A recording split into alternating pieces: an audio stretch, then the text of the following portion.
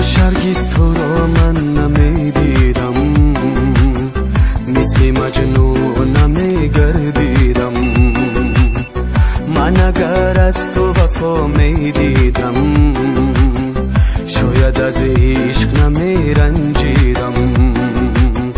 من اگر از تو وفا میدیدم، شاید از عشق نمیرنجیدم. من ساده بر تو باور کردم، خود را افسوس خون جیگر کردم. از روز رفتی و ترکم کردی، دلم را سوخته خاکی سر کردم. از روز رفتی و ترکم کردی، دلم را سوخته خاکی سر کردم.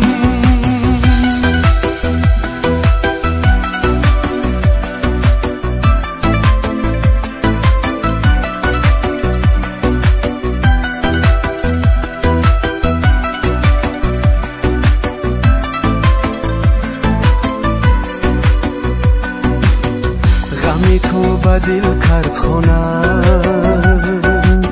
شدم ساکینی میخانه.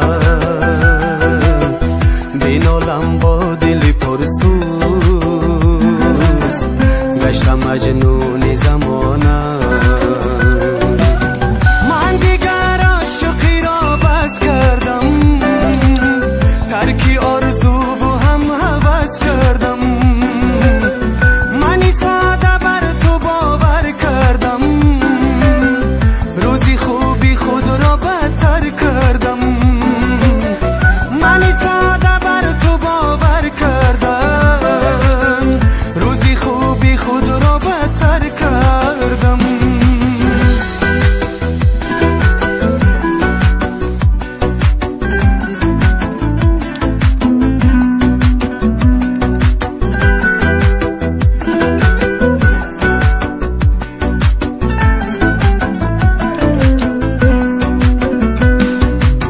عاشقی درد بی‌دواست، مگر عاشق شدن گناهست.